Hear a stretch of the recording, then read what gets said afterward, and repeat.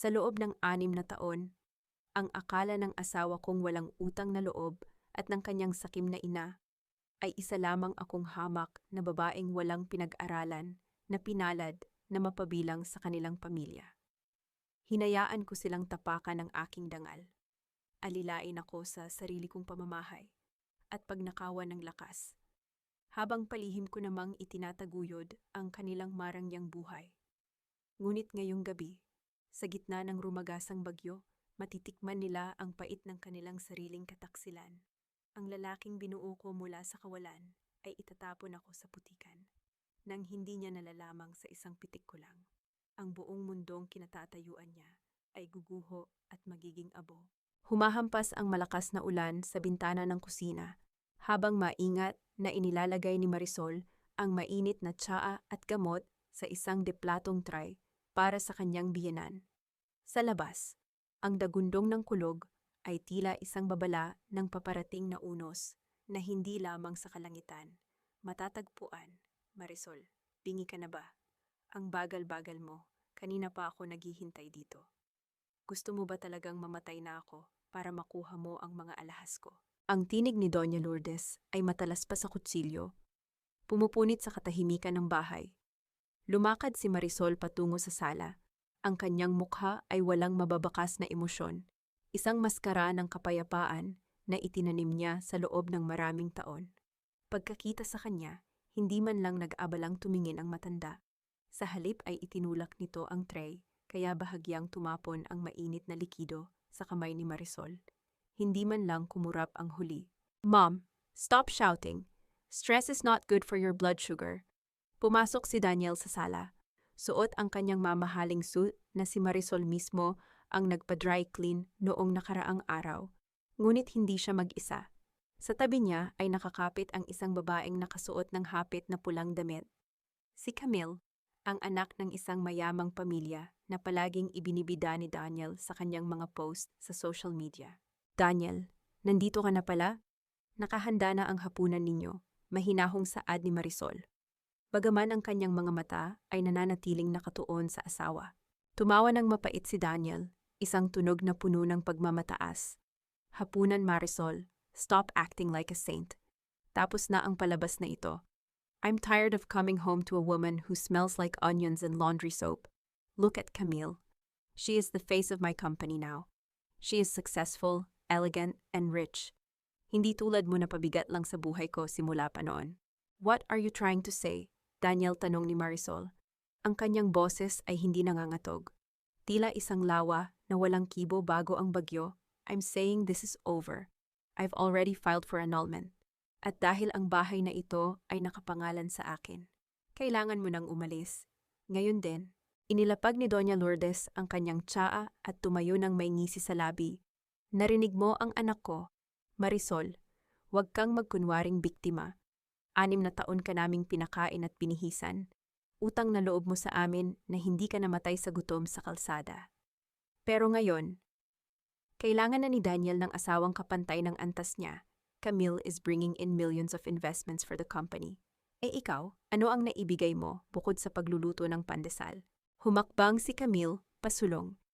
Ang kanyang mga takong ay lumilikha ng matunog na hakbang sa tiles. "I'm sorry, Marisol, pero business is business.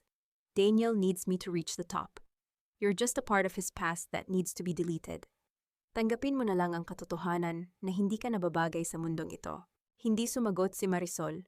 Sa halip, kinuha niya ang kanyang lumang bag na nakahanda na sa gilid ng pinto, isang bag na naglalaman lamang ng mga mahahalagang dokumento na hindi nila kailanman nakita. Ang kanyang katahimikan ay nagsimulang magdulot ng hindi maipaliwanag na kaba kay Daniel. Ngunit agad itong pinalitan ng lalaki ng galit. "Bakit hindi ka umiiyak? Bakit hindi ka nagmamakaawa?" singhal ni Daniel. "Bakit ako magmamakaawa sa isang taong lulubog din kasama ng kanyang kahibangan?" Sagot ni Marisol sa isang boses na kasing lamig ng yelo. Inalis niya ang kanyang singsing sa daliri. Ang singsing na binili ni Daniel gamit ang unang bonus nito, na ang totoo ay palihim na perang galing sa pondo ni Marisol. Binitawan niya ito sa sahig. at ang maliit na metal ay gumulong hanggang sa huminto sa ilalim ng sofa. Daniel, ang kumpanyang ipinagmamalaki mo, siguraduhin mong kaya mong panindigan ang bawat sentimong tinatanggap mo ngayon. Dagdag ni Marisol bago siya tumalikod at lumabas sa pinto, direkta sa gitna ng malakas na ulan. Sa labas, ang gabi ay madilim at malupit. Basang-basa si Marisol sa loob ng ilang segundo. Ang kanyang simpleng bestida ay dumikit sa kanyang katawan. Sa likod niya, narinig niya ang paglock ng pinto at ang halakhak ni Doña Lourdes na nagmumula sa loob. Ngunit hindi siya huminto. Naglakad siya patungo sa gate, kung saan ang putik ay bumabakas sa kanyang mga tsinelas.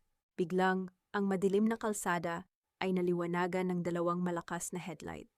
Isang mahaba at makintab na itim na Rolls-Royce ang dahan-dahang huminto sa tapat ng gate ng mga krus.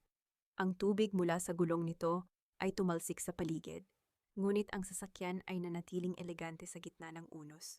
Bumukas ang pinto ng driver's seat. Isang lalaking nakasuot ng pormal na uniforme ang lumabas. Bitbit ang isang malaking payong. Hindi niya pinansin ang ulan. Mabilis siyang lumapit kay Marisol at yumukod ng malalim. Madam Chairwoman, ang boses ng driver ay malakas at puno ng paggalang. Kanina pa po kami naghihintay. Narito na rin po si Don Ernesto sa loob. Mula sa bintana ng bahay, nakita ni Marisol ang anino ni Daniel at Camille na nakasilip. Ang kanilang mga mukha ay bakas ng matinding pagkalito at gulat. Binuksan ng driver ang pinto sa likod, at doon ay nakaupo ang isang matandang lalaki na may awtoridad, si Don Ernesto Reyes, ang pinakamayamang tycoon sa bansa.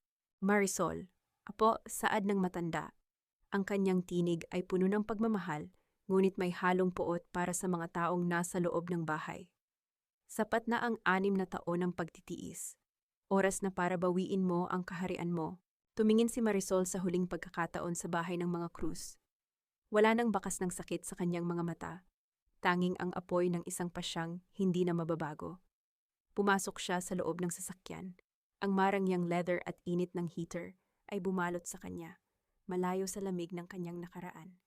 Habang umaandar ang sasakyan paalis, kinuha ni Marisol ang kanyang telepono. Isang mensahe ang bumungad sa screen mula sa kanyang head of finance. Chairwoman, the merger with Cruise Engineering is ready for cancellation. Should we proceed? Isang mapait na ngiti ang gumuhit sa labi ni Marisol. Proceed. At siguraduhin ninyong sa loob ng 24 na oras, wala silang matitirang kahit isang sentimo sa bangko. Habang lumalayo ang sasakyan, isang maliit na sobre ang naiwan ni Marisol sa tapat ng gate. Unti-unting nababasa ng ulan. Sa loob niyon ay ang ebidensya ng lahat ng utang ni Daniel na nakapangalan sa kanya, mga utang, na ang tanging garantiya ay ang pirma ni Marisol na wala na doon. Ngunit may isang bagay pa silang hindi alam, isang lihim na itinatago ni Marisol tungkol sa tunay na pinagmula ng yaman ni Camille. Isang lihim na sapat na upang mabulok ang lahat sa kulungan.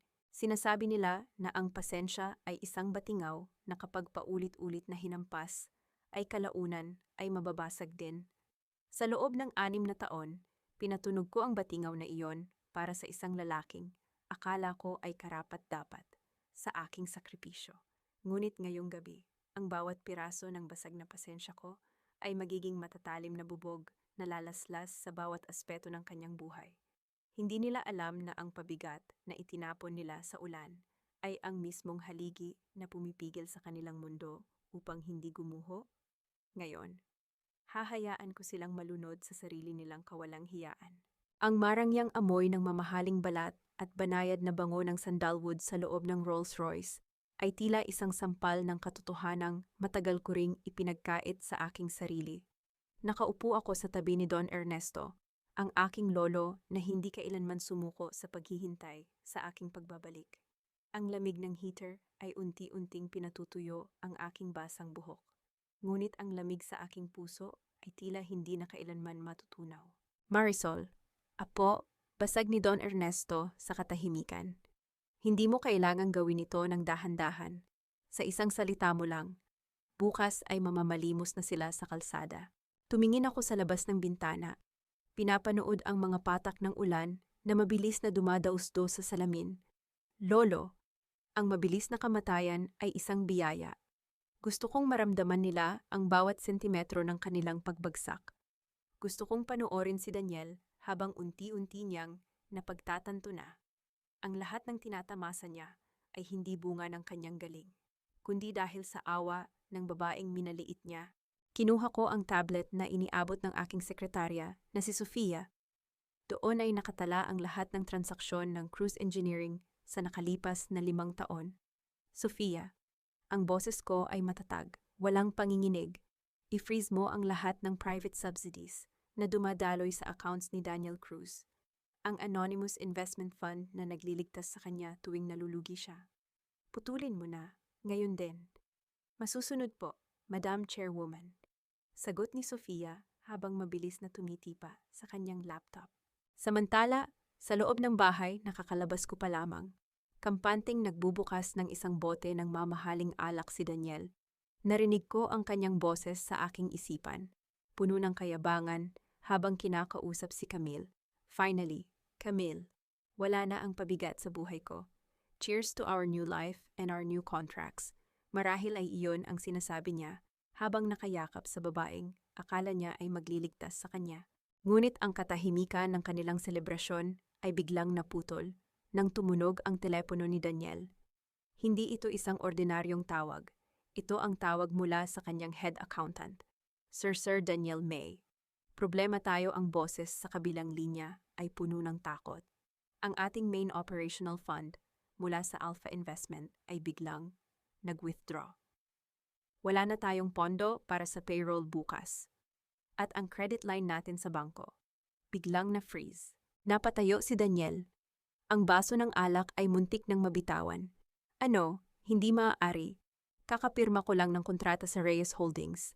Ang Alpha Investment ay matagal na nating partner. Bakit sila bibitaw ngayon? Hindi ko alam. Sir, sabi lang nila. Ang utos ay nanggaling sa pinakamataas na pamunuan. Habang namumutla si Daniel sa loob ng kanyang sala, ang aming sasakyan ay huminto sa harap ng higanting gusali ng Reyes Holdings. Ang bawat empleyadong naka-duty sa gabing iyon ay nakahanay sa lobby. Yumuyukod habang naglalakad ako sa gitna nila.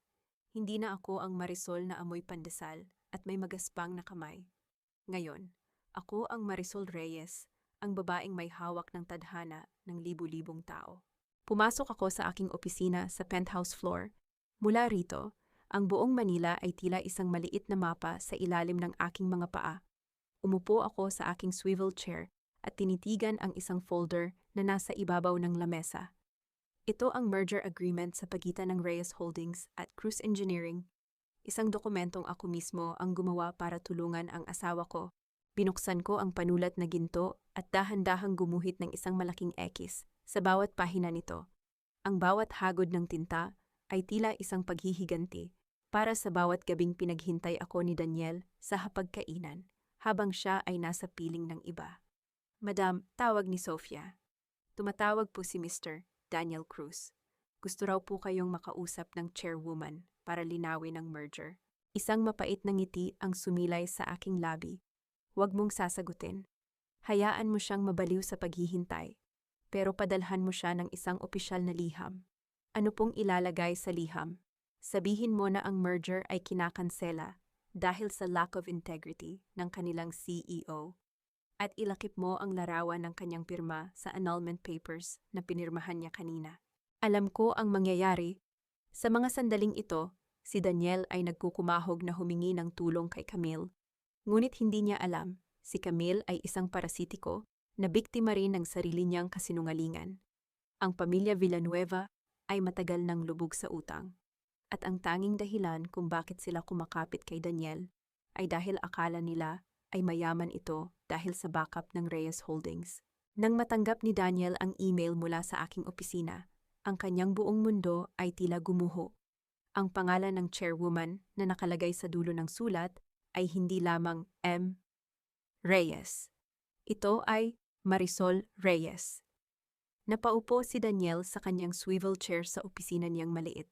Ang pawis ay dumadaloy sa kanyang noo habang pilit na binabasa ang pangalan. Hindi maaari. Si Marisol. Ang asawa ko isang Reyes. Ngunit ang mas malaking dagok ay paparating pa lamang. Isang malakas na katok sa kanyang pinto ang bumasag sa kanyang pagkakatulala. Pagbukas ng pinto, nakatayo ang mga opisyal mula sa National Bureau of Investigation. Mr. Daniel Cruz, mayroon kaming warrant para sa pag-imbestiga sa iyong kumpanya tungkol sa mga peking dokumento at tax evasion. Lumingon si Daniel kay Camille, humihingi ng saklolo. Ngunit ang babaeng ito ay abala na sa pag-iimpake ng kanyang gamit. Pilit na iniiwasan ang kanyang tingin. Daniel, sorry, I have to go. My dad needs me. Ang tanging nasabi ni Camille bago mabilis na lumabas. Naiwang mag-isa si Daniel, habang ang mga dokumento sa kanyang lamesa ay unt-unting kinukuha ng mga autoridad.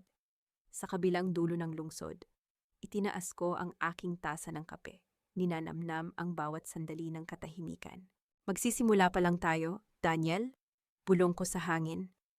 Ipinakita mo sa akin kung paano maging malupit sa ilalim ng ulan. Ngayon, ipapakita ko sa iyo kung paano manirahan sa gitna ng apoy. Ang kasinungalingan ay parang isang marangyang palasyo na yari sa baraha, mukhang matatag sa malayo. Ngunit isang mahinang ihip lamang ng hangin ay sapat na upang maging basura ang lahat.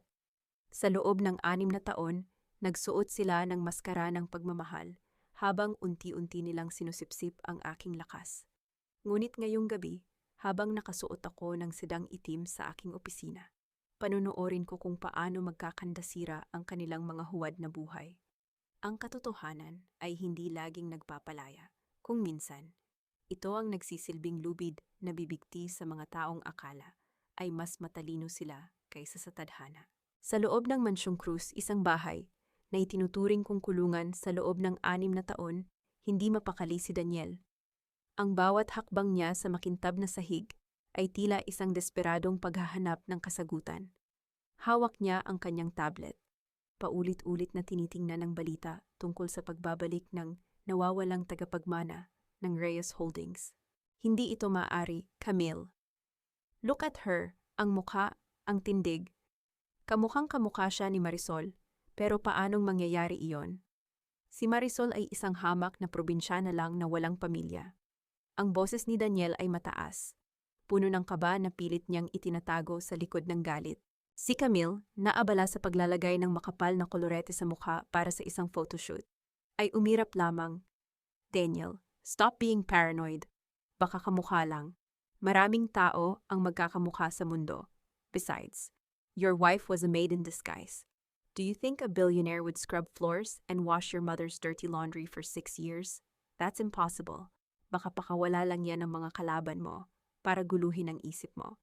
Pero ang merger, Camille, na-cancel ang merger dahil sa integrity issue. At ang fund mula sa Alpha Investment, naglaho na parang bula, humakbang si Camille patungo kay Daniel at hinawakan ang balikat nito. Ang kanyang mga kuko ay bumaon sa mamahaling tela ng suit ni Daniel. Listen to me. My family is here. My father is wealthy. We don't need that Marisol or the Reyes Holdings. Focus on our upcoming launch. Kapag naging successful tayo, lalapit din ang mga investors na iyan. Ngunit sa likod ng matatamis na salita ni Camille, nakita ko sa report ng aking private investigator ang nanginginig niyang mga kamay. Alam ni Camille ang totoo, ang kumpanya ng kanyang ama ay isang malaking bula na malapit ng pumutok. Ang bawat post niya sa Instagram tungkol sa mga bakasyon sa Europe ay pawang utang lamang sa mga credit card na sagad na ang limit. Habang nagtatalo sila, pumasok si Doña Lourdes sa sala, dala ang kanyang mamahaling tungkod na binili ko noong nakaraang Pasko. Daniel, bakit hindi pa dumarating ang mga gamot ko? Tinawagan ko ang pharmacy. Sabi nila ay hindi raw nabayaran ang subscription ko at ang aircon sa kwarto ko. Bakit hindi gumagana? Mom, please, hindi mo ba nakikitang may problema tayo sa kumpanya? Singhal ni Daniel. Problema? Wala tayong problema kung nandito ang babaeng iyon. Tawagan mo si Marisol. Sabihin mo bumalik siya rito at asikasuhin ang bahay na ito. Utang na loob niya sa atin ang lahat. Hindi siya pwedeng umalis. Nang ganoon na lang. Ang tinig ng matanda ay puno ng entitlement. Tila ba isa pa rin akong alila na maaari nilang pituin anumang oras. Sa kabilang dulo ng lungsod, dahan-dahan kong ibinaba ang aking tasa ng tsaa. Naririnig ko ang lahat sa pamamagitan ng recorder na nakatago sa ilalim ng lamesa sa kanilang sala. Isang munting alaala bago ako umalis. Lolo? Tawag ko kay Don Ernesto na nakatayo sa may bintana. Gusto na nilang bumalik ang kanilang alila. Ngumisi ang matanda. Ano ang plano mo, Apo? Ibibigay ko sa kanila ang gusto nila sa paraang hindi nila makakalimutan. Kinuha ko ang aking telepono at tinawagan ng administrator ng subdivision kung saan nakatayo ang mansyon ng mga Cruz. This is Marisol Reyes. I am the legal owner of the land where the Cruz residence is built. I want the water and electricity disconnected by midnight due to safety violations in the wiring. Do it now. Ibinalik ko ang aking atensyon sa monitor. Nakita ko si Daniel na pumasok sa aking dating kwarto, ang maliit at madilim na silid sa tabi ng kusina. Naghahanap siya ng kahit anong ebidensya, kahit anong magpapatunay na hindi ako ang babaeng nasa balita. Pinuksan niya ang tanging drawer na naiwan kong nakasara. Ang tunog ng pagpihit ng susi ay tila isang hudyat ng kamatayan para sa kanyang karera. Sa loob ng drawer, nakita niya ang isang asul na folder. Pagbukas niya rito, bumungad ang isang dokumento na nagpapatigil sa kanyang paghinga. Ito ay isang loan agreement sa isang lending shark na nagngangalang The Iron Hand. Ang halaga ay 50 milyong piso.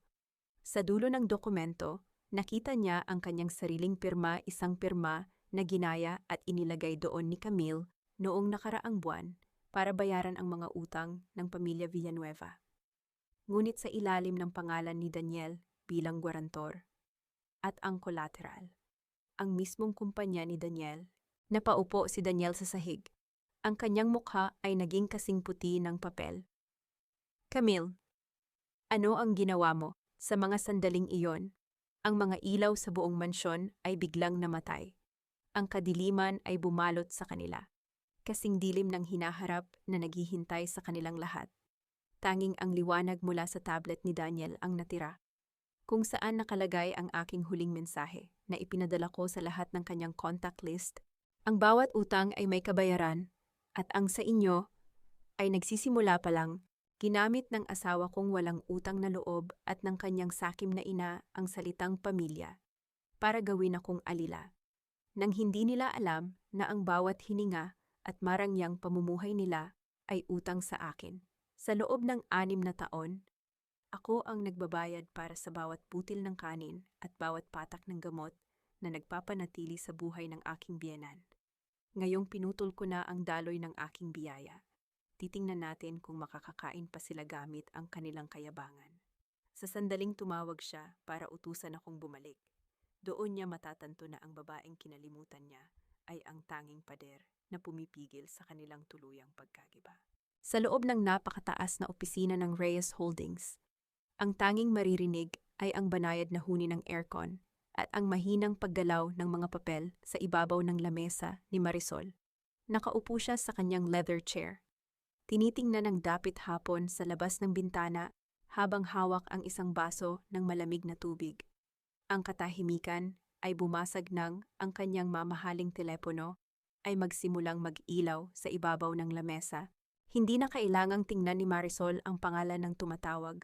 Alam niya ang bawat digit ng numerong iyon, ang numerong dati ay nagbibigay sa kanya ng kaba.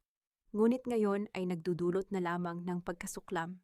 Pinindot niya ang speakerphone nang walang pag-aalinlangan. Marisol, nasaan ka bang babae ka? Alam mo bang kanina pa kami hindi kumakain dito? At ang gamot ni Mommy, bakit hindi pa dumarating? Huwag mo kaming daanin sa pagtatago mo. Bumalik ka na rito ngayon din at magluto ka. Kung ayaw mong mas lalo kaming magalit sa'yo. Ang boses ni Daniel ay puno ng awtoridad. Tila ba hindi niya namamalayan ang sitwasyong kinasasadlakan niya? Sa kabilang linya, naririnig din ang boses ni Doña Lourdes na humihingal at nagrereklamo tungkol sa init ng bahay dahil sa kawalan ng kuryente. Mr. Cruz, mahinahong panimula ni Marisol. Ang kanyang boses ay kasing talim ng bagong hasang patalim. Hindi ako ang inyong cook at lalong hindi ako ang inyong tagapagligtas. Kung nagugutom kayo, matuto kayong gumamit ng sarili ninyong mga kamay. Ano Marisol, ang kapal na ng mukha mo, matapos ka naming kupkupin sa bahay na ito, utang na loob mo sa amin ang buhay mo. Sigaw ni Daniel. Isang malamig na tawa ang kumawala sa mga labi ni Marisol. Utang na loob, Daniel. Gusto mo bang pag-usapan ang tunay na utang? Ang gamot na iniinom ng nanay mo para sa kanyang diabetes. Ang imported na vials na nagkakahalaga ng 50,000 piso bawat buwan. Akala mo ba ay galing iyon sa kumpanya mo? Akala mo ba ay libre iyon mula sa hospital? Natigilan si Daniel sa kabilang linya. Ang tanging maririnig ay ang kanyang mabigat na paghinga. Lahat ng iyon ay galing sa sarili kong bulsa. Sa loob ng 6 na taon, ako ang bumubuhay sa inyong dalawa habang dinuduraan ninyo ang pagkatao ko. Ngayong araw, ipinatigil ko na ang lahat ng deliveries. Kung gusto ninyong mabuhay, ibenta ninyo ang mga alhas ninyong peke o ang kumpanya ninyong wala namang laman. You're lying, sinisiraan mo lang kami, bulyaw muli ni Daniel. Ngunit may bahid na ng takot ang kanyang tinig. Huwag ka nang mag-aksaya ng laway, Daniel. Sa mga sandaling ito, ang mga tauhan ng bangko ay nasa labas na ng opisina mo para hatakin ang lahat ng kagamitan. At ang bahay ninyo, ibinenta ko na ang lupa sa isang developer. Mayroon na lamang kayong 24 na oras para lisanin ang lugar na yon bago ko ipagiba ang bawat pader nito. Ibinaba ni Marisol ang telepono bago pa man makasagot ang lalaki. Wala siyang naramdamang pagsisisi. Tanging ang malinis na pakiramdam ng isang obligasyong natapos na. Tumayo siya at lumakad patungo sa pintuan ng kanyang opisina kung saan naghihintay ang kanyang sekretary. Madam, may balita po mula sa hospital. Saad ni Sofia. Nalaman po ni Doña Lourdes na wala nang laman ang kanilang bank accounts at hindi na rin po tatanggapin ang kanilang insurance. Dahil sa mga atraso, nawalan po siya ng malay at itinakbo sa charity ward ng pampublikong hospital. Tumigil si Marisol sa paglalakad. Hindi siya lumingon. Ngunit ang kanyang mga balikat ay nanatiling tuwid. Hayaan mo sila. Ipadala mo ang lahat ng bill ng mga nagastos ko para sa gamot niya sa nakalipas na 6 na taon sa address ni Daniel. Ipaalam mo sa kanya na iyon ang kabayaran ng utang na loob na palagi niyang sinasabi. Habang naglalakad si Marisol palabas ng gusali, ramdam niya ang bawat hakbang ng kanyang sapatos sa marmol na sahig. Ang bawat tao sa paligid ay yumuyukod. Nagbibigay daan sa babaeng muling naging reyna ng kanyang sariling tadhana. Ngunit sa isang sulok ng kanyang isipan, alam niyang hindi pa tapos si Daniel. Ang isang hayop na nasusukol ay mas nagiging mapanganib. Pagdating niya sa kanyang sasakyan, isang itim na sobre ang nakapatong sa upuan sa likod. Walang pangalan ang nagpadala, tanging ang selyo ng isang kilalang law firm sa labas ng bansa. Pagbukas niya rito, isang dokumento ang tumambad sa kanya, isang lihim na kasunduan na pinirmahan ni Daniel 7 taon na ang nakalilipas. Bago pa man sila ikasal, ang mga salitang nakasulat sa papel ay tila mga lason na unti-unting kumakalat. Doon nalaman ni Marisol na ang lahat ng kanilang pagkikita, ang bawat aksidenteng pagtatagpo nila noon, ay bahagi ng isang planong binuo ni Daniel para makuha ang yaman ng mga Reyes. Hindi lamang siya pinagtaksilan sa kama. Pinagtaksilan siya sa simula pa lamang ng kanilang kwento. Ang kanyang kamao ay mahigpit na nakakuyom sa papel.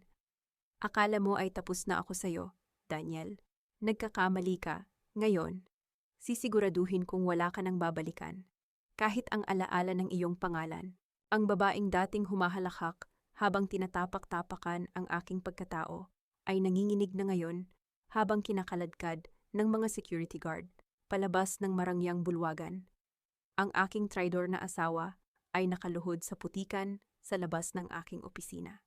Ngunit hindi ko man lang siya papadapluan ng aking tingin. Ngayong gabi, makikita ng buong mundo kung sino ang tunay na reyna at sino ang huwad na ginto na nagpanggap lamang. Ang Manila Grand Ballroom ay nagniningning sa ilalim ng mga higanteng chandelier na yari sa kristal. Ang bawat sulok ay amoy, mamahaling pabango at sariwang bulaklak. Sa gitna ng entablado, nakatayo si Camille Villanueva, suot ang isang kumikinang na gown na tila baginto. Pilit nang ngumingiti sa mga mamamahayag, sa kabila ng katotohanang ang kanyang kumpanya ay unti-unti nang nilalamon ng utang. Thank you everyone for coming to my charity gala. Ang boses ni Camille ay malambing sa mikropono, bagaman bakas ang panginginig ng kanyang mga daliri. This night is for the children and for the success of Villanueva Cruz Partnership. Eksaktong pagkatapos ng kanyang pangungusap, ang malalaking pintuan ng ballroom ay bumukas ng sabay. Ang lahat ng mata ay lumingon. Walang anunsyo, walang maingay na musika, tanging ang tunay na awtoridad na nagpatahimik sa buong silid. Naglakad si Marisol Reyes papasok. Suot ang isang simple, ngunit napaka-eleganteng puting terno na gawa sa sida. Ang kanyang buhok ay maayos na nakapusod. Inilalantad ang kanyang mukha na walang bakas ng pag-aalinlangan. Sa kanyang tabi ay si Don Ernesto Reyes, na nakahawak sa kanyang braso ng may matinding pagmamalaki. Is that Marisol, bulong ng isang socialite sa gilid? The one who used to sell pandesal. How is this possible? Namutla si Camille. Ang kanyang hawak na mikropono ay lumikha ng isang mahabang matinis na tunog dahil sa kanyang pagkataranta. Ngunit mabilis siyang nakabawi at naglakad patungo kay Marisol. Dala ang kanyang huwad na katapangan. Marisol, look at you, trying so hard to fit in. Pasimula ni Camille, ang kanyang boses ay sapat lang para marinig ng mga nasa paligid. Saan mo ninakaw ang suot mo? O baka naman ginamit mo ang huling pera ng asawa ko bago kanya palayasin? You still smell like flour and sweat. Darling, why don't you leave before I call security to throw you out like the garbage you are? Tumingin si Marisol kay Camille ng diretso sa mga mata. Isang tipid na ngiti ang gumuhit sa kanyang labi, isang ngiting hindi umaabot sa kanyang malalamig na mata. You seem confused, Camille. Mahinahong saad ni Marisol. Ang kanyang boses ay malinaw at tumatagos sa katahimikan. I am not here as a guest. I am here as the owner of this hotel. At ang charity gala na itinataguyod mo, ang pondo niyan, ay nanggaling sa isang check na tumalbog na kaninang hapon pa. What, that's a lie, sigaw ni Camille. Ang kanyang boses ay nagsimulang pumiyok. Daniel, tell her, lumabas si Daniel mula sa likod ng entablado. Pawis na pawis at gulo ang buhok. Pagkakita niya kay Marisol na nakatayo sa tabi ni Don Ernesto, ang kanyang mga tuhod ay tila naging jelly. Marisol, please, let's talk privately. Pakiusap ni Daniel. Privately, bakit? Daniel, natatakot ka bang malaman nila na ang kumpanya mo ay wala ng halaga? O baka naman natatakot kang malaman nila na ang rich heiress mo na si Camille ay bankrupt na rin, dagdag ni Marisol. Lumingon si Marisol sa madla at itinaas ang kanyang boses ng bahagya. Ladies and gentlemen, I apologize for the interruption, but as the guest of honor and the primary benefactor of this night, I have an announcement. Ang bawat sentimo na ibinigay ninyo sa charity na ito ay hindi mapupunta sa pamilya Villanueva. Ito ay ididirekta ko na sa Reyes Foundation. Lumapit si Marisol kay Camille, sapat na para maamoy ang matapang na pabango nito na pilit itinatago ang takot. And one more thing, Camille, that necklace you're wearing, the Heart of the Ocean replica. Dahan-dahang itinaas ni Marisol ang kanyang kamay at hinawakan ang pendant ni Camille. This is glass. Ang tunay na piraso ay nasa vault ng lolo ko. You're wearing a fake, just like your entire life. Sa isang iglap, ang mga security guard ng hotel ay lumapit. Hindi para kay Marisol, kundi para kay Camille at Daniel. I'm sorry, Miss Villanueva. Your credit card for the venue rental has been declined. Please leave the premises immediately. Saad ng head security. Wait, you can't do this to me. Do you know who I am? Hiyaw ni Camille habang kinakaladkad siya palayo. Ang kanyang gown ay sumabit sa isang lamesa, dahilan upang matapon ang mga pagkain at alak sa kanyang mahal na suot. Si Daniel ay nanatiling nakatayo, nakatitig kay Marisol nang may halong pagsisisi at matinding pagnanasa na ibalik ang nakaraan. Ngunit bago pa siya makalapit, humarang na ang mga bodyguard ni Don Ernesto. Marisol, I'm sorry. I was blinded. I love you. Please. Bulong ni Daniel. Ang kanyang boses ay puno ng desperation. Love ulit ni Marisol. Daniel, ang pag-ibig ay hindi nakasulat sa isang 7 taong plano para pagnakawan ng pamilya ko. Alam ko na ang lahat. Alam ko na ang dahilan kung bakit ka lumapit sa akin noon. Tinalikuran siya ni Marisol. Hindi niya binigyan si Daniel ng pagkakataong magpaliwanag. Ang bawat hakbang niya palayo ay tila isang huling pako sa kabaong ng kanilang pagsasama. Paglabas ni Marisol sa ballroom, ang sariwang hangin sa gabi ay yumakap sa kanya. Ngunit hindi pa doon nagtatapos ang gabi. Pagdating niya sa tapat ng Reyes Holdings headquarters, nakita niya ang isang anino na nakaluhod sa gitna ng semento, sa ilalim ng rumagasang ulan. Ito ay si Daniel. Nakabuntot pala ito sa kanya. Marisol, hindi ako aalis dito hanggat hindi mo ako pinapatawad. Namamatay na ang kumpanya ko, ang kumpanya natin, sigaw ni Daniel, habang ang ulan ay dumadaloy sa kanyang mukha. Huminto ang sasakyan ni Marisol sa tapat nito. Ibinaba niya ang bintana ng bahagya. Ang liwanag mula sa dashboard ay nagbibigay ng anino sa kanyang matatalas na features. Daniel, ang kumpanyang iyon ay hindi naging atin. Ito ay naging akin sa sandaling pinirmahan mo ang loan agreement noong nakaraang buwan. Saad ni Marisol. At tungkol sa pagpapatawad, pinatawad na kita, pero ang kapatawaran ay hindi nangangahulugan ng pagkakalimot at hinding-hindi nito ibabalik ang 6 na taon na kinuha mo sa akin. Itinaas ni Marisol ang bintana. Ang tunog ng pagsara nito ay tila isang huling hatol. Sofia, tawag ni Marisol sa kanyang secretary. Ipadala mo ang lahat ng ebidensya ng tax evasion ni Daniel sa mga autoridad bukas ng 8:00 ng umaga. I want him to realize that even in the rain, there is no place for him to hide. Habang umaandar ang sasakyan, nakita ni Marisol sa side mirror ang papaliit na imahe ni Daniel, isang lalaking dati, ay tinitingnan niya ng may paghanga. Ngunit ngayon ay isa na lamang basura sa gilid ng kalsada. Ang kanyang puso ay nanatiling kalmado, walang luha, walang pait. Tanging ang lamig ng katarungan na sa wakas ay nakamit na niya. Ang boses ng lalaking dating nangako ng walang hanggang pag-ibig ay tila laso na ngayon matamis sa pandinig, ngunit nakamamatay kapag tinanggap. Ngayong wala na siyang matakbuhan, ginagamit niya ang tanging sandatang natitira sa kanya, ang pagkunwari bilang biktima. Ngunit ang bawat luha niya ay walang halaga sa harap ng aking malamig na katotohanan. Hahayaan ko siyang magsalita. Hahayaan ko siyang ibuhos ang lahat ng kanyang kasinungalingan. Hanggang sa siya na mismo ang humukay ng sarili niyang libingan sa harap ng batas. Sa lobby ng Reyes Holdings, ang bawat hakbang ni Daniel Cruz ay puno ng pag-aalinlangan. Hindi na siya ang mapagmataas na CEO. Ang kanyang suit ay gusot.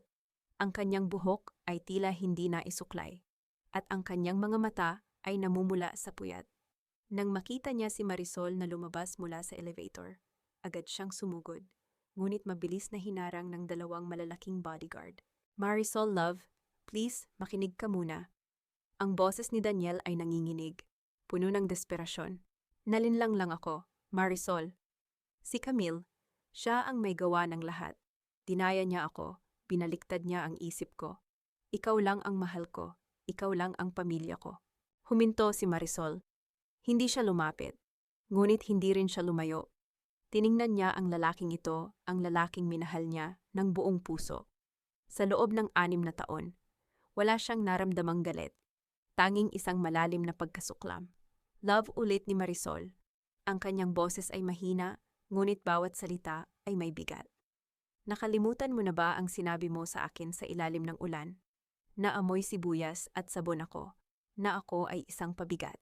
I was stressed, Marisol. Hindi ko alam ang sinasabi ko, patuloy ni Daniel. Pilit na inaabot ang kamay ni Marisol. Kailangan ako ni Mommy. Nag-collapse siya, Marisol.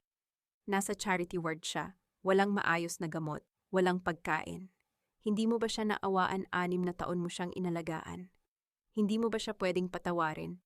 Eksaktong pagkatapos niyon, tumunog ang telepono ni Marisol. Ang screen ay nagpakita ng isang unknown number. Ngunit alam ni Marisol kung sino iyon. Sinagot niya ito at ininaka-speakerphone. Marisol, anak, ang boses ni Doña Lourdes ay mahina. Puno ng piking hikbi na tila ba hihimatayin anumang sandali. Patawarin mo na kami ni Daniel, nagkamali kami. Pero pamilya pa rin tayo. Di ba hirap na hirap ako rito, ang init, ang ingay. Gusto ko nang umuwi sa bahay natin. Sabihin mo sa mga doktor na ilipat ako sa private room. Anak, ikaw lang ang mayaman na ngayon. Tulungan mo kami. Isang mapait na ngiti ang sumilay sa labi ni Marisol. Doña Lourdes, ang salitang anak ay para lamang sa mga taong marunong rumispeto sa kanilang ina at tungkol sa bahay natin. Wala na po kayong bahay. Ang bawat pader niyon ay pag-aari na ng aking kumpanya. Lumingon si Marisol kay Daniel, na ngayon ay nakaluhod na sa harap ng maraming tao sa lobby. Daniel, gusto mong maging biktima? Sige, pagbibigyan kita. Saad ni Marisol. Palihim niyang pinindot ang record button sa kanyang telepono na nakakonekta sa speaker ng lobby. Sabihin mo sa akin, sino ba talaga si Camille sa buhay mo? Sabihin mo ang totoo para mapatawad kita. Nasilaw si Daniel sa pag-asang mapatawad. Wala siya. Marisol, isang pagkakamali lang si Camille. Ginamit ko lang siya para sa investments. Pero wala akong nararamdaman para sa kanya. Basura lang siya kumpara sa'yo. Siya ang nagnakaw ng pera ng kumpanya. Hindi ako, patawarin mo lang ako. Ituturo ko sa pulis kung nasaan ang lahat ng ilegal na dokumento na itinago niya. Hindi alam ni Daniel na sa mga sandaling iyon, ang kanyang boses ay hindi lamang naririnig ni Marisol. Ang tawag ay nakapatch din sa telepono ni Camille Villanueva, na sa mga sandaling iyon ay nagtatago sa isang maliit na hotel, puno ng galit at takot. Sofia, isend mo ang audio recording na ito kay Camille. Ngayon din, utos ni Marisol nang hindi inaalis ang tingin kay Daniel. Tumayo si Marisol ng tuwid. Ang kanyang presensya ay tila isang matayog na bundok na hinding-hindi na maaabot ni Daniel. Salamat sa pag-amin, Daniel. Aminadong ginamit mo si Camille at aminadong may mga ilegal na dokumentong kailangan malaman ng pulis. Isang malaking tulong ito para mapabilis ang kasong isasampa ko sa inyong dalawa. Ano, Marisol? Akala ko ba? Ang mukha ni Daniel ay napalitan ng matinding takot. Akala mo ba ay madadaan mo ako sa iyak-anim na taon akong umiyak sa loob ng bahay ninyo nang hindi ninyo nakikita? Ngayon, oras na para maranasan mo ang tunay na kawalan. Bago pa makasagot si Daniel, isang puting sobre ang inilabas ni Marisol mula sa kanyang bag. Ito ang sulat na nakuha niya mula sa mga gamit ng kanyang yumaong ama. 7 taon na ang nakalilipas. Daniel, isang sulat ang natanggap ng lolo ko mula sa isang informant. Sinasabi doon na may isang lalaking nagngangalang Daniel Cruz na nagpaplanong mabiktima ang nag-iisang tagapagmana ng Reyes Holdings para makuha ang yaman nito. Alam mo ba kung sino ang informant na iyon? Natigilan si Daniel. Ang kanyang mga mata ay lumaki sa gulat. Ang tatay mo, Daniel, ibinenta ka ng sarili mong ama para sa utang niya sa sugal. At ikaw, dahil sa sakim mo, itinuloy mo ang plano kahit alam mong niloloko mo lang ako simula pa noong una. Pinanood kita sa loob ng 6 na taon. Hinintay kong magbago ka. Hinintay kong mahalin mo ako ng totoo. Pero hanggang sa huli, pera lang ang nakikita mo. Biglang bumukas ang pinto ng lobby. Pumasok si Camille Villanueva. Ang kanyang mukha ay pulang-pula sa galit. Hawak ang kanyang telepono kung saan naririnig pa rin ang boses ni Daniel na tinatawag siyang basura. Hayop ka, Daniel, sigaw ni Camille. Ang kanyang boses ay pumutok sa buong lobby, tila isang pagsabog ng kemikal. Ginamit mo lang ako pagkatapos ng lahat ng ginawa ko para sa'yo. Nagkagulo sa lobby. Sa gitna ng sigawan ni Camille at pagmamakaawa ni Daniel, dahan-dahang tumalikod si Marisol. Ang tunog ng kanyang mga takong sa sahig ay tila isang martsa ng tagumpay, malinis, matatag, at walang bahid ng pag-aalinlangan. Sofia, tawagan ng pulis. Sabihin mo may 2 suspect tayo na handang magsakalan sa lobby. Saad ni Marisol bago siya tuluyang pumasok sa elevator. Habang sumasara ang pinto ng elevator, nakita ni Marisol ang huling imahe ni Daniel, isang lalaking nilalamon ng sarili niyang mga kasinungalingan. Isang malalim na hininga ang pinakawalan ni Marisol. Ang bawat lason sa matatamis na salita ni Daniel ay wala ng bisa. Ngunit sa itaas ng kanyang opisina, isang tawag mula sa isang hindi kilalang international number ang dumating. Pagkasagot niya, isang boses ng lalaki, ang narinig malamig, pamilyar, at puno ng panganib. Ang galing mo, Marisol. Pero sa tingin mo ba ay hahayaan kitang mabuhay ng tahimik pagkatapos mong sirain ang pamilya ko? Ang tibok ng puso ni Marisol ay bumilis, hindi dahil sa takot, kundi dahil sa isang bagong hamon. Ang tunog ng pagputol ng linya ay nag-iwan ng isang nakakabinging katahimikan sa silid. Ang bawat kaharian na itinayo sa ibabaw ng luha at pagnanakaw ay nakatadhana ring gumuho sa ilalim ng bigat ng sarili nitong kasalanan. Sa loob ng 6 na taon, ang bahay ng mga krus ang nagsilbi kong bilangguan, kung saan ang bawat pader ay saksi sa aking pagtitiis. Ngunit ngayong araw, ang bawat pako at semento ng bahay na iyon ay babalik sa akin, hindi bilang tahanan, kundi bilang isang paalala na ang katarungan ay hindi natutulog. Panunuorin ko silang mawalan ng masisilungan, habang ang bawat ari-arian nila ay isa-isang hinahatak ng katotohanan. Sa loob ng isang masikip at mainit na silid sa auction house, nakaupo si Daniel Cruz sa pinakalikurang bahagi. Ang kanyang mga mata ay malalim ang itim na bilog, bakas ang kawalan ng tulog at ang takot sa kinabukasan. Sa tabi niya ay si Doña Lourdes, na nakasuot na lamang ng simpleng duster, malayo sa mga mamahaling seda na dati niyang ipinagmamalaki. Ang bawat pagbagsak ng kahoy na gavel ng auctioneer ay tila isang hatol ng bitay para sa kanila. Ang Cruz residence at ang lupang kinatitirikan nito, ang bidding ay magsisimula sa 10 milyong piso. Anunsyo ng auctioneer. Ang kanyang boses ay malakas, umaalingaw-ngaw sa buong silid nang walang anumang emosyon. 11 million, saad ng isang boses mula sa harap. 12 million, mabilis na sagot ng isa pa. Napahawak si Daniel sa kanyang ulo. Alam niyang wala siyang kakayahang lumaban sa bidding. Ang kumpanya niya ay wala na, ang kanyang mga accounts ay frozen. At maging ang mga huling barya sa bulsa ng kanyang ina ay nagamit na para sa transportasyon. 20 million. Ang buong silid ay natahimik nang marinig ang kalmadong boses na iyon. Lumingon ang lahat sa likuran kung saan nakatayo si Marisol Reyes. Suot ang isang itim na blazer na tila ba isang baluti. Ang kanyang presensya ay nagdala ng isang malamig na aura na nagpatahimik maging sa pinakaingay na bidders. 20 million, going once, going twice, sold to Miss Marisol Reyes. Ang malakas na tunog ng kahoy na tumama sa lamesa ay naghudyat ng pagtatapos ng pag-aari ng pamilya Cruz. Napahikbi si Doña Lourdes, habang si Daniel ay nanatiling tulala. Hindi makapaniwala na ang bahay na pinagtrabahuhan niya, sa akala niya, ay pag-aari na ngayon ng babaeng pinalayas niya sa gitna ng bagyo. Pagkatapos ng auction, lumakad si Marisol palabas, ngunit hinarang siya ni Daniel sa hallway. Ang bawat hakbang ng lalaki ay puno ng panghihina. Tila ba anumang sandali ay bibigay ang kanyang mga tuhod. Marisol, bakit mo kailangang gawin ito? Ang boses ni Daniel ay gumaralgal. Nakuha mo na ang kumpanya ko, nakuha mo na ang dangal ko. Ngayon, pati ang bahay kung saan tayo nagsama, kukunin mo rin. Wala ka bang puso? Tumigil si Marisol. Tiningnan niya si Daniel nang walang anumang galit. Tanging ang malalim na awa para sa isang taong hindi pa rin nauunawaan ang kanyang sariling kasamaan. Daniel, ang bahay na iyon ay hindi naging tahanan. Ito ay naging opisina ng iyong kalupitan at ang kusina ng aking paghihirap. Saad ni Marisol, ang kanyang boses ay matatag, tila isang agos ng tubig na hindi matitinag. Binili ko ang bahay na yon, hindi para manirahan doon. Ibinigay ko na ang titulo sa Reyes Foundation. Gagawin itong isang shelter para sa mga kababaihang biktima ng pang-aabuso at domestic violence.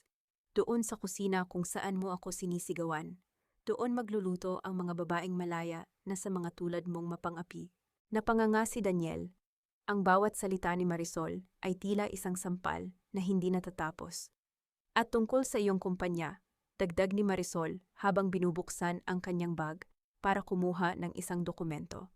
Nalaman ko sa investigasyon na nagnakaw ka rin sa sarili mong ina. Ang huling investment fund ni Doña Lourdes para sa kanyang retirement, ikaw ang kumuha para ibayad sa mga utang mo kay Camille. Hindi ba? Lumingon si Daniel sa kanyang ina na nakatayo sa likuran. Ang mukha ni Doña Lourdes ay napalitan ng matinding gulat at poot. Daniel, totoo ba ang sinasabi niya? Ang perang itinabi ko para sa aking pagtanda. Kinuha mo, Mom. Para sa kumpanya iyon, iisipan ko sana ng paraan para maibalik. Pilit na depensa ni Daniel. Walang paraan, Daniel, dahil ang pamilya Villanueva, ang pamilya ni Camille, ay matagal nang tumakas palabas ng bansa. Paglalahad ni Marisol, iniwan ka nila, Daniel, gaya ng pag-iwan mo sa akin. Ngunit ang kaibahan, ako ay umalis ng may dangal, habang ikaw ay naiiwan na may bitbit na kahihiyan. Dahan-dahang naglakad si Marisol palayo, ngunit bago siya makalabas sa gusali, ang kanyang telepono ay muling tumunog. Ito ang misteryosong caller mula sa nakaraang gabi. Nakakamit mo na ang katarungan mo, Marisol. Saad ng boses sa kabilang linya. Pero alam mo ba kung bakit pinili ni Daniel na mapalapit sa iyo 7 taon na ang nakalilipas? Hindi lamang ito dahil sa yaman mo. May isang tao na nag-utos sa kanya. Isang tao na matagal nang galit sa lolo mo. Ang puso ni Marisol ay tumibok ng mabilis. Sino ka, anong kinalaman mo rito? Ang katarungan ay may maraming mukha, Marisol. At ang mukha na makikita mo bukas ay ang mukha na hinding-hindi mo inaasahan. Naputol ang linya. Isang malakas na hangin ang umihip sa labas ng auction house. Nagpapadama ng panginginig sa balat ni Marisol. Tumingin siya sa malayo, kung saan ang anino ng kanyang lolo ay naghihintay sa loob ng sasakyan. Sa gitna ng kanyang tagumpay, naramdaman ni Marisol na may mas malalim pang lihim na nakatago sa ilalim ng mga guhong itinambak niya kay Daniel. Ang digmaan ay hindi pa tapos. Ito ay nagbabago lamang ng anyo. Habang umaandar ang sasakyan, nakita ni Marisol si Daniel at ang kanyang ina na naglalakad sa gilid ng kalsada. Bitbit ang kanilang mga lumang maleta, mga taong nawala ng direksyon sa mundong akala nila ay kanila. Wala siyang naramdamang saya, tanging ang payapang pagtanggap na ang bawat isa ay may kanya-kanyang ani ng itinanim. Ngunit ang boses ng lalaki sa telepono ay patuloy na umaalingaw-ngaw sa kanyang isipan, tila isang pangako ng paparating na bagyo na mas malakas kaysa sa nakaraan. Ang bawat lihim ay may takdang panahon upang mabunyag, at ang bawat sugat ng nakaraan, gaano man ito kalalim, ay muling magdurugo kapag nahawakan ng katotohanan. Sa loob ng 6 na taon, akala ko ay tadhana ang naglapit sa amin ni Daniel. Ngunit ngayong gabi, habang hawak ko ang mga lumang dokumento mula sa vault ng aking ama, napagtanto kong ang buong buhay ko sa piling ng mga krus ay isang masalimuot na bitag na sinadyang itanim bago pa man ako matutong magmahal. Ang katarungan ay hindi lamang tungkol sa pagpaparusa sa kasalukuyan, kundi sa pagtutuwid ng baluktot na kasaysayan. Sa loob ng tahimik na opisina ni Marisol, ang tanging maririnig ay ang banayad na pagbuklat ng mga pahina ng isang lumang ledger. Ang liwanag ng desk lamp ay nagbibigay ng madilim na anino sa kanyang mukha. Sa tabi niya, si Sofia ay nakatayo ng tuwid. Hawak ang isang digital tablet. Madam, tapos na po ang background check sa tatay ni Daniel Cruz, si Ricardo Cruz. Bulong ni Sofia. Tama po ang hinala ninyo. Hindi lamang siya isang simpleng accountant noon. Siya ang head of finance ng tatay ninyo sa probinsya bago ang aksidente 20 taon na ang nakalilipas. Nanlamig ang mga daliri ni Marisol. Binasa niya ang huling ulat. Ang kanyang ama ay namatay sa isang trahedya sa dagat. Ngunit bago iyon, ang kumpanya nila ay ninakawan ng malaking pondo. Ang taong huling nakitang may hawak ng mga susi ng vault si Ricardo Cruz. Kaya pala pinili ni Daniel na lapitan ako. Saad ni Marisol, ang kanyang boses ay tila isang bulong mula sa kabilang mundo. Hindi lang ito dahil sa yaman ni Lolo, ito ay dahil alam nilang balang araw. Ang mga Reyes ang lulunok sa kanila kapag nalaman ang totoo. Ginamit nila ako bilang panangga. At may isa pa po, Madam, dagdag ni Sofia. Ang misteryosong caller na trace po namin ang lokasyon ng tawag. Nanggaling po ito sa loob ng isang high-security prison sa labas ng bansa. Ang taong tumatawag ay ang kapatid ni Ricardo Cruz, ang tiyuhin ni Daniel. Isang malalim na hininga ang pinakawalan ni Marisol. Ang bawat piraso ng puzzle ay unti-unting nabubuo. Ngunit ang bawat dugtong ay mas masakit kaysa sa nauna. Kinabukasan, sa ilalim ng maulap na kalangitan, bumisita si Marisol sa sementeryo. Ang bawat hakbang niya sa berdeng damo ay tila isang paglalakbay pabalik sa kanyang pagkabata. Tumigil siya sa harap ng isang puting marmol na puntod ang libingan ng kanyang ama. Papa, simula ni Marisol. Habang maingat na inilalagay ang isang kumpol ng puting rosas sa ibabaw ng lapida. Ang hangin ay humihihip ng marahan, tila isang haplos ng pag-alo. 6 na taon akong nabulag. 6 na taon kong pinagsilbihan ang anak ng taong pumatay sa pangarap mo. Patawarin mo ako. Dahan-dahang pinahid ni Marisol ang isang butil ng luha na gumulong sa kanyang pisngi. Ito na ang huling luha para sa nakaraan. Nang tumayo siya, ang kanyang mga mata ay wala ng bahid ng kalungkutan. Tanging ang bagsik ng isang desisyong hindi na mababali. Sa kabilang dulo ng lungsod, sa isang marumi at madilim na eskinita sa tundo, nagtatago si Daniel. Wala na ang kanyang suit. Suot na lamang niya ay isang luma at butas-butas na t-shirt. Nakaupo siya sa isang kahoy na bangko. Pilit na itinatago ang mukha sa mga taong dumadaan. Ang kanyang kumpanya ay tuluyan ng binura sa mapa ng negosyo. At ang kanyang pangalan ay nakapaskil na sa lahat ng istasyon ng pulis dahil sa tax evasion at fraud. Biglang, ang katahimikan ng eskinita ay binuwag ng malakas na sirena ng pulis. Mabilis na tumayo si Daniel para tumakas. Ngunit ang bawat labasan ay naharangan na ng mga awtoridad. Sa gitna ng kaguluhan, nakita niya si Camille Villanueva na isinasakay sa loob ng mobile car. Nakaposas at sumisigaw ng mga mura habang ang kanyang buhok ay gulo-gulo. Daniel, hayop ka? Ikaw ang nagturo sa akin nito, hiyaw ni Camille bago isara ang pinto ng sasakyan. Naiwang nakatayo si Daniel. Nanginginig ang mga tuhod. Isang itim na sasakyan ang huminto sa tapat niya. Bumaba ang bintana at doon ay nakita niya ang mukha ni Marisol, malamig, matatag, at tila isang Diyosang nagpapasya ng kanyang huling hatol. Marisol, please, save me, bulong ni Daniel. Ang kanyang boses ay tila isang huling hininga ng isang nalulunod. Daniel, hindi kita isasalba. Saad ni Marisol. Ang bawat salita niya ay tila isang mabigat na bato na tumatama sa dibdib ni Daniel. Ang bawat sentimong nakuha ng tatay mo sa tatay ko ay ibabalik mo sa pamamagitan ng pagbabayad ng iyong kalayaan. Ang bawat araw na inalila mo ako sa bahay ninyo ay ibabayad mo sa loob ng rehas. Pero mahal kita, Marisol. Lahat ng ginawa ko, nagustuhan ko rin ang pagsasama natin. Pilit na pagsisinungaling ni Daniel. Huwag mong dungisan ang salitang pag-ibig. Daniel, ang pag-ibig mo ay isang negosyo na nalugi na, at sa negosyong ito, ikaw ang tanging bankrupt. Itinaas ni Marisol ang bintana ng sasakyan. Ang tunog ng pag-andar ng makina ay tila isang huling paalam. Habang umaalis ang sasakyan, nakita ni Marisol sa side mirror ang pagposas ng mga pulis kay Daniel. Ang lalaking akala niya ay kanyang sandigan ay isa na lamang maliit na tuldok sa gitna ng kadiliman ng eskinita. Pagbalik ni Marisol sa kanyang mansyon, sinalubong siya ni Don Ernesto. Ang matanda ay nakaupo sa veranda, nakatingin sa papalubog na araw. Tapos na ba, apo? Tanong ng matanda. Hindi pa po, lolo. Sagot ni Marisol habang nauupo sa tabi nito. Ngayong nakuha ko na ang katarungan para sa nakaraan. Kailangan ko namang itayo ang kinabukasan. Ang tiyuhin ni Daniel sa kulungan. Siya ang susunod kong kakausapin. Bakit, apo, ano pa ang kailangan mo sa kanila? Gusto kong malaman ang pangalan ng taong nagpondo sa tatay ni Daniel para itayo ang cruise engineering. Saad ni Marisol.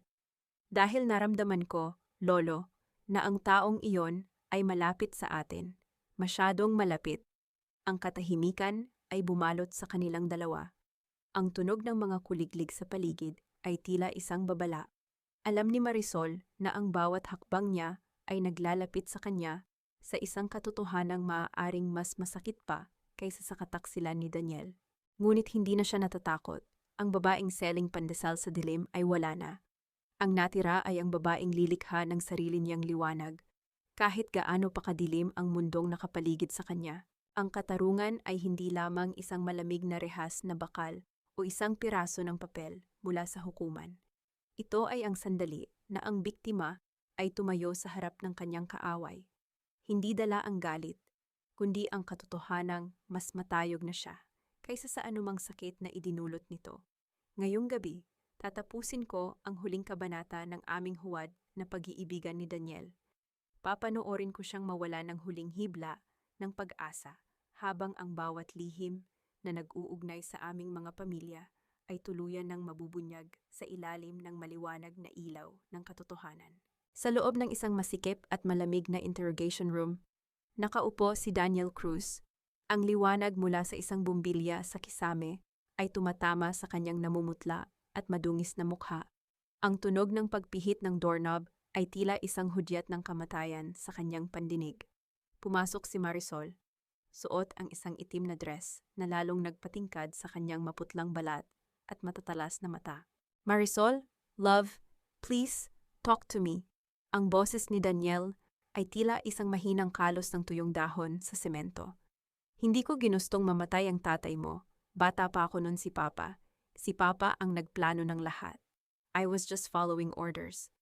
Umupo si Marisol sa tapat niya. Walang emosyon ang kanyang mukha. Tila isang estatwa ng hustisya na yari sa marmol.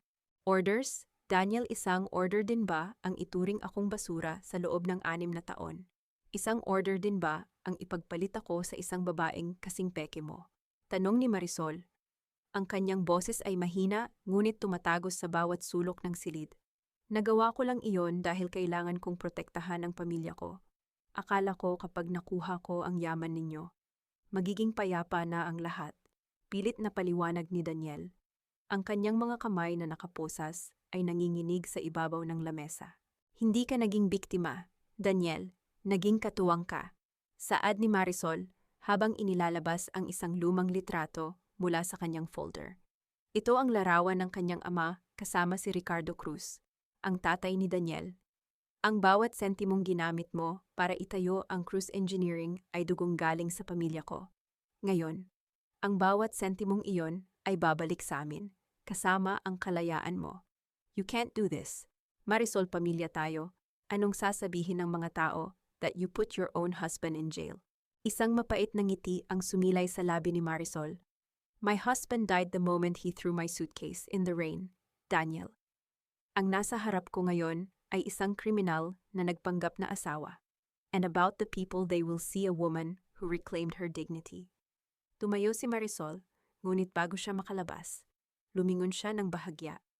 "And by the way, Daniel, ang anonymous caller, nalaman ko na kung sino siya. It wasn't just your uncle. It was the person who funded your father to betray mine." Nanlaki ang mga mata ni Daniel. "What, how? Who is it?" "Attorney Valderrama," sagot ni Marisol. "Ang loyal lawyer ni Lolo sa loob ng 30 taon. Siya ang utak sa likod ng lahat. At sa mga sandaling ito, kasama mo na siyang mabubulok sa kulungan." Sa labas ng presinto, ang hangin ay sariwa, ngunit may dalang bigat. Dumiretso si Marisol sa boardroom ng Reyes Holdings. Doon, nakaupo si Attorney Valderrama, nakasuot ng kanyang formal na suit. Tila ba walang anumang nangyayari. Ngunit nang pumasok si Marisol, ang bawat miyembro ng board ay tumayo, maliban sa matandang abogado. "Chairwoman, may kailangan po ba kayong pirmahan?" Tanong ni Valderrama nang may kalmado ngunit mapanuyang tinig. Hindi sumagot si Marisol. Inilapag niya ang recorder sa gitna ng lamesa. Ang boses ni Daniel na nag-aamin tungkol sa funding mula sa isang lihim na source ay umalingaw-ngaw sa buong silid. Ang bawat tibok ng orasan sa dingding ay tila naging mas malakas sa gitna ng nakakabinging katahimikan. "Attorney, ang katapatan ay hindi nabibili ng pera, ngunit ang kataksilan ay laging may resibo." Saad ni Marisol. "Nalaman ko ang tungkol sa offshore accounts mo na ginamit para pondohan ang Cruz Engineering.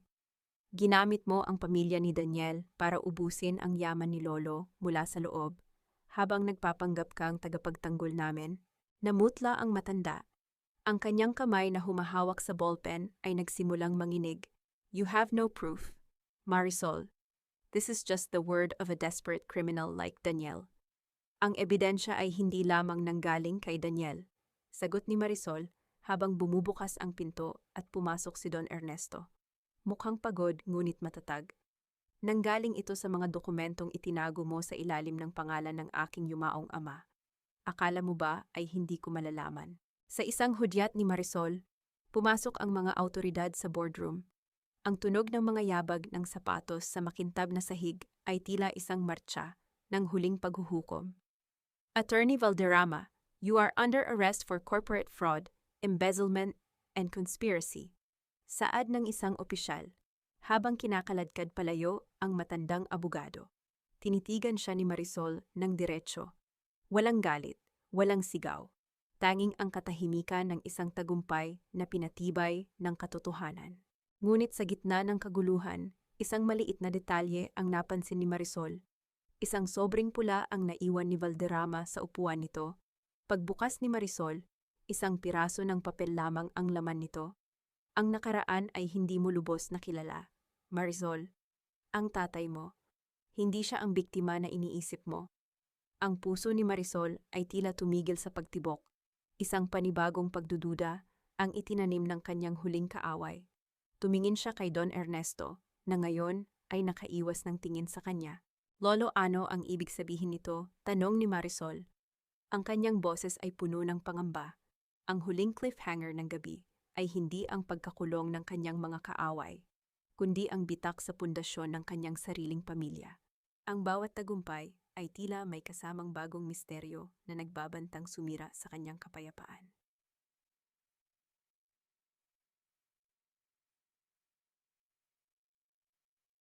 Ang huling hakbang sa hagdanan ng katarungan ay hindi ang pagpapakulong sa iyong mga kaaway, kundi ang pagpapakawala sa bawat tanikala ng nakaraan na pumatay sa iyong katahimikan. Sa loob ng 6 na taon, nabuhay ako sa ilalim ng anino ng kasinungalingan, ngunit ngayong araw, ang bawat lihim ay tuluyan ng natupok ng apoy ng katotohanan. Hindi sapat na makuha ko ang aking yaman. Kailangan kong makuha ang aking kalayaan mula sa bawat pagdududa at bawat lason na itinanim ng mga taong akala ko ay aking pamilya. Sa loob ng malawak na study room ni Don Ernesto, ang tanging liwanag ay nanggagaling sa mga nagbabagang uling sa fireplace. Hawak ni Marisol ang pulang sobre. Ang kanyang mga daliri ay nanginginig ng bahagya habang nakatingin sa kanyang lolo. Ang katahimikan sa pagitan nila ay tila isang pader na unti-unting nagkakabitak-bitak. Lolo, ano ang ibig sabihin nito? Ang boses ni Marisol ay malamig, ngunit may bahid ng pagsusumamo. Sinasabi ni Valderrama na hindi biktima si Papa. Sabihin ninyo sa akin ang totoo. Isang malalim na buntong hininga ang pinakawalan ni Don Ernesto. Tumayo siya at lumapit sa bintana. Pinapanood ang sayaw ng mga puno sa ilalim ng liwanag ng buwan. Ang iyong ama, Marisol, siya ay isang taong may busilak na puso, ngunit naging biktima siya ng sarili niyang katapatan. Alam niya ang tungkol sa pagnanakaw ni Ricardo Cruz at Valderrama. Upang maprotektahan ang ating kumpanya, kinailangan niyang gumawa ng mga desisyong hindi maintindihan ng iba kabilang na ang pagtatago ng pondo sa ilalim ng kanyang pangalan upang hindi ito maabot ng mga traidor. Kaya pala tinawag siyang magnanakaw ng mga Cruz. Bulong ni Marisol habang binubuksan ang sobre. Sa loob nito ay ang huling liham ng kanyang ama, na nagpapaliwanag na ang bawat sentimong itinago niya ay nakalaan para sa kinabukasan ni Marisol, malayo sa mga sakim na mata ni Valderrama. Isang mapait na ngiti ang sumilay sa labi ni Marisol.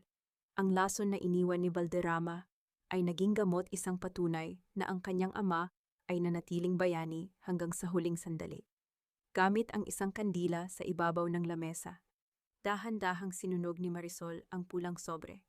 Ang tunog ng pagkalamo ng apoy sa papel ay tila isang huling paalam sa bawat pagdududa. Kinabukasan, sa harap ng korte, binasa ang huling hatol. Si Daniel Cruz ay nahatulan ng 15 taong pagkabilanggo dahil sa estafa at corporate fraud. Si Camille Villanueva ay nahaharap din sa parehong kapalaran. Nang ilabas sila ng mga pulis mula sa courtroom, nakita ni Marisol si Daniel. Ang lalaki ay mukhang kalansay na lamang ng kanyang dating pagkatao.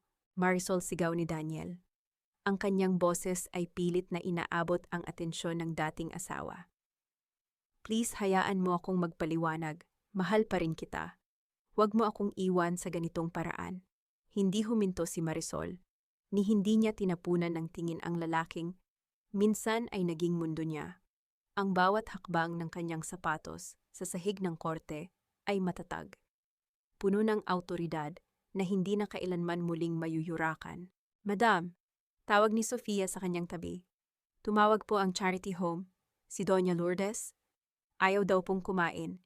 Hinahanap kayo. Gusto raw po niyang humingi ng tawad ng personal. Tumigil si Marisol sa tapat ng kanyang sasakyan. Tumingala siya sa maliwanag na sikat ng araw. Sabihin mo sa kanila na ang kapatawaran ay ibinigay ko na nang lisanin ko ang kanilang bahay sa ilalim ng ulan. Ngunit ang pagbisita, hindi ko obligasyong gamutin ang sugat na sila rin ang may gawa. Ipagpatuloy ninyo ang pagpapadala ng tulong. Ngunit putulin ang lahat ng komunikasyon. Sumakay si Marisol sa loob ng kanyang Rolls-Royce. Sa gitna ng biyahe, tumigil sila sa harap ng dating mansyon ng mga Cruz. Ang bawat pader ay pinipinturahan na ngayon ng puti. Ang malaking signboard sa harap ay nagsasabing, The Marisol Reyes Shelter for Women. Bumaba si Marisol at pumasok sa loob, doon sa kusina, kung saan siya dati ay sinisigawan at minaliit. Nakita niya ang isang pangkat ng mga kababaihan na masayang nagluluto para sa kanilang tanghalian. Ang bango ng sariwang pagkain at ang tunog ng kanilang mga tawanan ay pumalit sa mga alaala ng sakit at pang-aalipusta. Isang batang babae ang lumapit sa kanya at nag-abot ng isang bagong luto na pandesal. Salamat po, Madam Marisol, sa pagbibigay sa amin ng bagong buhay. Kinagat ni Marisol ang tinapay.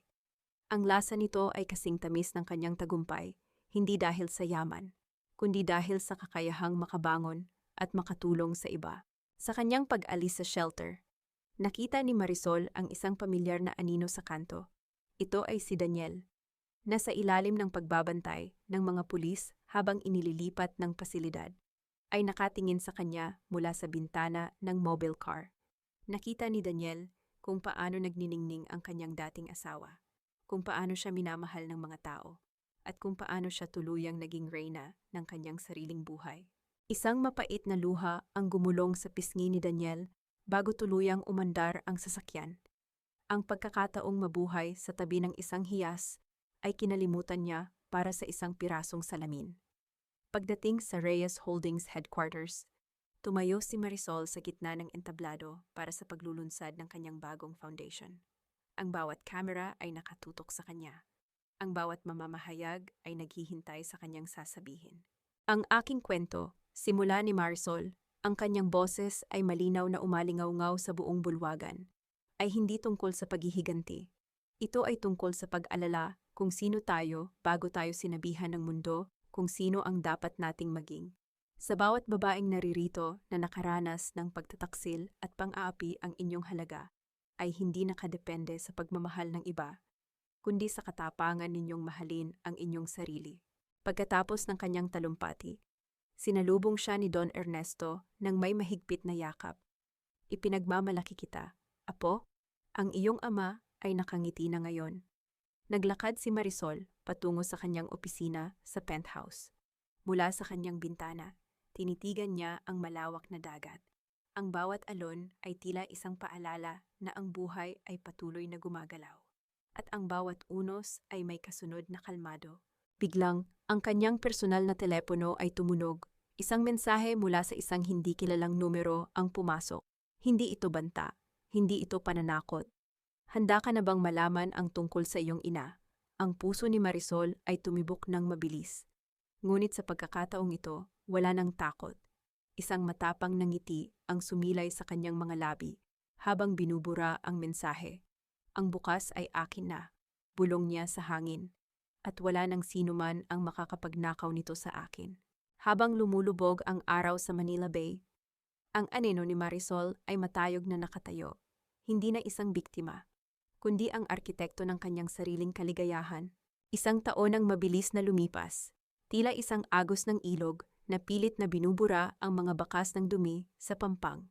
Sinasabing ang pinakamatamis na paghihigante ay hindi ang makitang nagdurusa ang iyong kaaway, kundi ang makita ang iyong sarili na namumukadkad sa gitna ng isang hardin na dati ay tuyot at puno ng tinik. Ang bawat luhang pumatak sa aking mga pisngi noon ay nagsilbing pataba sa aking pagkatao. At ngayon, ang bunga ng aking pagtitiis ay hindi na lamang para sa aking sarili, kundi para sa bawat babaeng naniwalang wala na silang kawala sa madilim na piitan ng kataksilan. Sa loob ng aking bagong opisina, sa pinakamataas na palapag ng Reyes Holdings. Nakatitig ako sa isang maliit na salamin sa aking lamesa. Hindi na ang babaeng may maputlang mukha at pagod na mga mata ang nakikita ko. Ang nasa harap ko ay isang babaeng may matatag na tingin. Suot ang bimanual na terno na yari sa pinakamahusay na pinya. At may koronang hindi nakikita, ngunit nararamdaman ng lahat ang korona ng dangal. Binuksan ko ang isang liham na isinulat ko para sa aking sarili. Noong gabing pinalayas ako sa ilalim ng ulan. Binasa ko ang mga salitang naging angkla ko sa gitna ng unos. Huwag kang matakot mawalan ng bahay. Dahil ikaw mismo ang tahanang hinahanap mo. Ngayon, ang mga salitang iyon ay hindi na lamang pangarap. Ito na ang aking katotohanan. Sa loob ng New Bilibid Prison, si Daniel Cruz ay isa na lamang numero. Balita ko ay naging mabuhay ang kanyang kalusugan at ang kanyang mga araw ay nauubos sa pagtitig sa mga rihas na bakal. Dala ang pagsisisi na hindi na kailanman magbubunga. Ang kanyang ina, si Doña Lourdes, ay nananatili sa isang pasilidad para sa mga matatanda. Tinustusan ko ang kanyang mga pangangailangan, hindi dahil sa utang na loob, kundi dahil sa aking delikadesa, ang kaisipang hindi ako katulad nila. Ang bawat gamot na natatanggap niya ay isang paalala na ang babaeng itinuring niyang alila, ang tanging nagmalasakit sa kanya hanggang sa huli. Kahit na hindi na niya ako muling makikita. Si Camille Villanueva naman ay nahaharap sa mahabang serye ng mga kaso sa ibang bansa. Ang kanyang pamilya ay tuluyan ng naglaho sa mundo ng mga elitista. Naging isang babala sa mga taong gumagamit ng huwad na ginto upang kuminang. Lumakad ako patungo sa bintana at pinanood ang mga sasakyang dumadaan sa ibaba. Ang mundong ito ay malupit, ngunit para sa mga taong may matuwid na puso, laging may puwang para sa pagbangon. Ang Reyes Foundation ay naging isang kanlungan na para sa libu-libong kababaihan sa buong Pilipinas. Ang bawat kwento ng tagumpay nila ay tila isang awit na nagpapagaan sa aking pakiramdam. Madam Chairwoman, tawag ni Sofia sa may pinto. Narinig ang mahinang tunog ng kanyang mga hakbang sa alpombra. Handa na po ang sasakyan. Hinihintay na po kayo sa graduation ng unang batch ng ating scholarship program. Ngumiti ako at kinuha ang aking bag. Susunod na ako. Sofia, bago ako lumabas. Tumigil ako sa harap ng portrait ng aking ama sa lobby. Hinaplos ko ang kanyang mukha sa canvas. Wala na ang pait, wala na ang puot. Tanging ang kapayapaan na lamang ang nananahan sa aking dibdib. Ang katarungan ay nakamit na, hindi sa pamamagitan ng dugo, kundi sa pamamagitan ng pagpapakitang ang isang Marisol Reyes ay hinding-hindi na muling yuyuko sa sinuman. Ang pagpapatawad ay hindi nangangahulugang ibabalik mo ang mga taong sumira sa iyo sa loob ng iyong buhay. Ito ay ang pagdedesisyon na hindi na sila karapat-dapat na bigyan pa ng kahit isang segundo ng iyong atensyon. Ang aking buhay ay nagsisimula pa lamang, at sa bawat pagsikat ng araw, baon ko ang aral na ang tunay na yaman ay hindi matatagpuan sa vault ng isang bangko, kundi sa tibay ng iyong paninindigan at sa linis ng iyong konsensya. Lumabas ako ng gusali, at sa pagkakataong ito, ang langit ay malinaw at asul. Walang ulan, walang bagyo, tanging ang mainit na sikat ng araw na yumayakap sa aking bagong pagkatao.